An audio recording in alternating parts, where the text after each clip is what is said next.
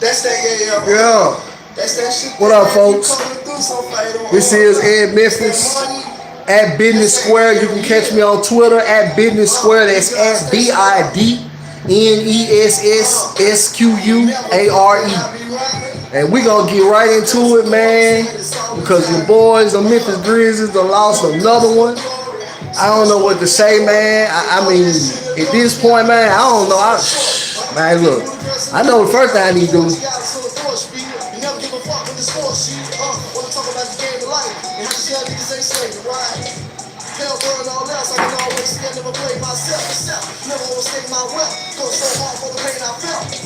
I need to take a choke to calm my nerves.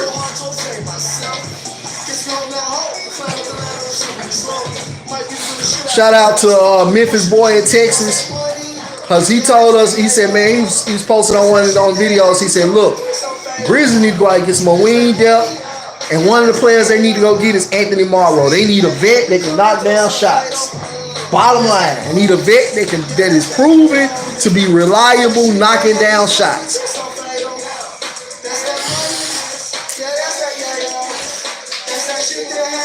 We don't have enough of that right now. I'm not saying those guys aren't capable, but right now we don't have enough of it. And we don't have enough wing depth anyway right now. Kyle Anderson sprained his, I think it was his right ankle. So we don't know how long he's going to be out. Hopefully he won't be out too long. Hopefully he'll bounce right back. Well, folks, it ain't looking good right now. I don't know what to say. I'm not going to be negative because I actually still got hope on this season. I still think we can make the playoffs. I'm one of those crazy people. I'm one of them crazy ass folks that think we can still make the playoffs. But, man, we're going to have to get it going. I mean, right now, I don't know what to say about JB. We was on Twitter and shout out to AI_Grizz fan. He was pointing out to us,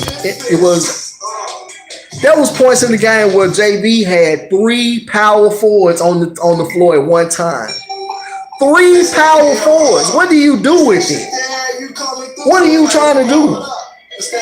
You sure ain't trying to outscore nobody with 3 power forwards on the floor. Not 3 small forwards. Small forwards. 3 power forwards.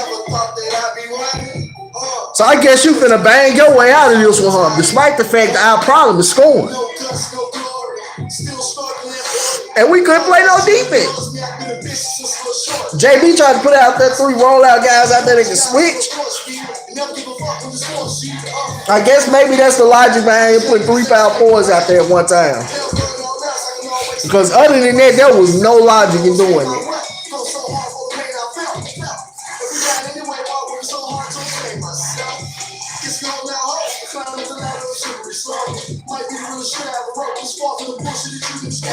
I don't know, folks. What if Kyle Anderson is down? Huh? What do we do then? A lot of folks saying, look, let's just go ahead and use this season to convey the pick. It's not just about conveying the pick. Because if you convey the pick, okay, cool. That means you're looking at a season where Mark possibly might opt out of that $25 million player option he has for next season. He might opt out. And if he opts out, you got to trade Conley at that point. Because, what do you keep him for? This is a total rebuild at that point. Nobody finna go to no playoffs without Mark Gasol. Y'all, a lot of folks saying that, oh, man, it's Mark. Let's trade Mark. Okay. I'm telling y'all right now, y'all didn't listen to me when I told y'all Mike Conley was over. Well, I ain't really too mad because I'm being proven prophetic right now. I'm sorry, I told y'all last Mike Conley was overrated years ago. See, what the people don't understand is, and we was just talking about this on Twitter. Folks in my mentions, they was like, man, and you can follow me at Twitter on Twitter at Business Square. That's at BIDNESSSQUARE. And folks in the thread, we got a little bridge thread we got going now, and folks was like, some of the people, which is an excellent thread, by the way, man. We got some really, really smart, informative fans in our thread. And some of the folks were just saying, well, I'm surprised Mike didn't do a better job of getting guys going and getting more players involved and being a floor general than we know him to be. I said, let me tell y'all something. First of all, Mike Conley been overrated as a passer and in plenty other areas. He's an elite skilled player. I like Mike Conley. I hate that this comes off this season like it's just the F Mike Conley fest. Like I'm just trying to create this propaganda against Mike Conley, because that's not so. I actually like Mike Conley. I remember when Mike Conley came in as this raw, smart little kid, skinny, and couldn't do nothing but basically outrun everybody with speed. No moves to his handle. He was a generic ball handler. There's nothing going on. So I've watched Mike Conley grow from being that to an elite skill player. His skill set is elite. And that's one of the reasons why I'm so hard on Mike Conley, is because he has the skill set, the repertoire, the tools in the shed to make the shot work, baby. But he just ain't delivering it.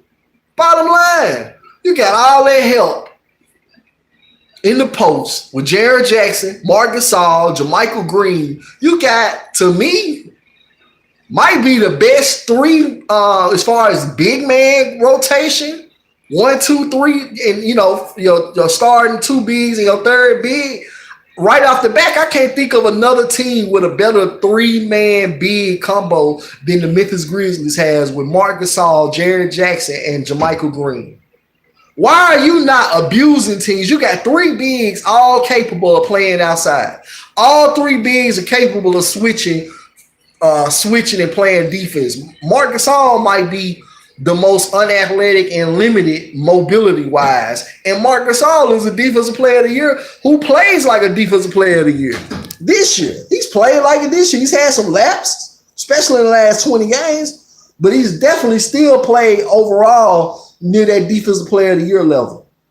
So all that talk about Marc Gasol is washed up, or he's slowly declining. He's not the same player he used to be. He might be slowly declining, but it ain't enough to say he's declining right now, just to be honest with you. Marc Gasol ain't the problem. The problem is the team that we as a city and as an organization have overrated Mike Conley for too long. We built this team around the perception that Mike Conley was going to be this great passing wizard who was just going to really go out there and inflate guys' numbers, make guys look a lot better offensively than they supposed to be. And to be honest with you, to this point, he hasn't. He hasn't. To this point, Mike Conley has not delivered. I just knocked the chair down at the bar. I don't know what's going on. And, I mean, folks, y'all just got to accept that. I'm not too mad because I kind of knew. All right, I ain't going to say kind of knew. I'm just going to call it like it is. I've been telling y'all for years that my guy was a little overrated. Locally, Mike Conley is overrated. We have this perception that Mike Conley, as long as he on the court, it's going to save the day. Newsflash, folks. That's the same $153 million man who went scoreless a few days ago against Reggie freaking Jackson and the Detroit Pistons in a loss. You lost to the Detroit Pistons with Reggie Jackson, a point guard they trying to get rid of. They don't even want on the court, let alone really start, but they ain't got no choice right now. They ain't got no guard there. And you just went scoreless against somebody that's not known to play defense. Reggie Jackson is not a great defender. He's a chucker. Reggie Jackson is a shot taker. That's what he does. That's why he's on his way out the league once that contract expires, pretty much. He might get a backup job somewhere, but he done as a starter. The moment that contract run out, Reggie Jackson, out of here. Fuck out of here. Y'all kidding me? It's the same dude who went scoreless against Reggie Jackson. Mike Conley, newsflash. Reggie Jackson owns your soul. Reggie Jackson owns your soul, Mike Conley. You went scoreless against him in a loss. Yes, he owns you now. Until you go back and take that back, he owns you, my dude. And it ain't too much you doing about it right now to go on this town. I don't want, like I said in the last couple of videos, I don't want to hear nothing else about no Mike Conley All-Star. You better not press vote on no Mike Conley for no All-Star. And I'm not hating on that man because he already paid anyway. Mike Conley ain't no All-Star. Newsflash. Chicken pan.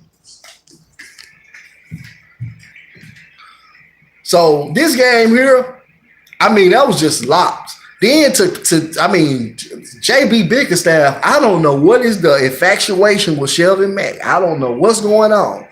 What them two to establish, what they got to understanding on, I don't know. Because Shelvin Mack is just not going to get benched. I don't care how bad he played. We thought 3 games ago, just 2 games ago, JB Bickerstaff came to us and said that he talked to Shelvin Mack and Javon Carter, and that they now that JB told Shelvin, hey, we gonna go with Javon for a while as the backup. It lasted 1 freaking game. 1 game. He went right back to Shelvin Mack. He went right back. Now today, he done expanded Shelvin Mack's role. He got Shelvin Mack taking the game-winning jumper. Shelvin Mack, dude. The same dude who couldn't keep a point guard spot he couldn't keep a job in Orlando.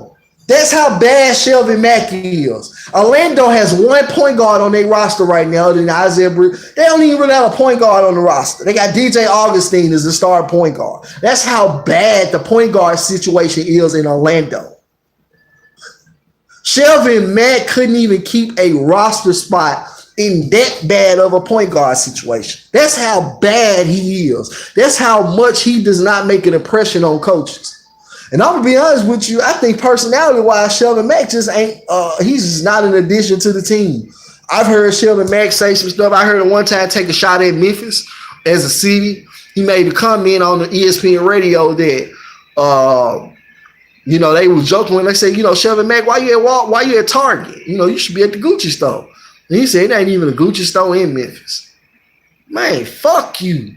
And I don't even use a curse on this pod, but fuck Shelvin Mack. You garbage, sorry ass man. You ain't shit, dude. There's some boys down there at East Precinct that'll tear your punk ass up sideways in a game of 1-on-1. Man, you ain't shit. Sorry ass. You ain't got no craftiness. You have no vision as a point guard. You are totally a bring it up, hand off point guard. You ain't creating nothing for nobody. Man, I don't know what's the infatuation on this thing with JB. My God, dude.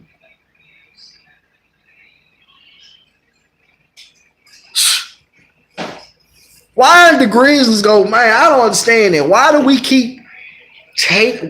is it that the Grizzlies never go out and get a passing point guard?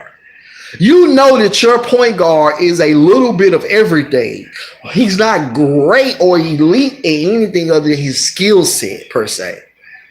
But as far as Conley being like a great scorer, an elite scorer or an elite shooter or an elite defender or an elite passer or something like that, no. He's not elite at none of those things. So why are we not going out to get a point guard who balance out what Mike Conley doesn't quite bring?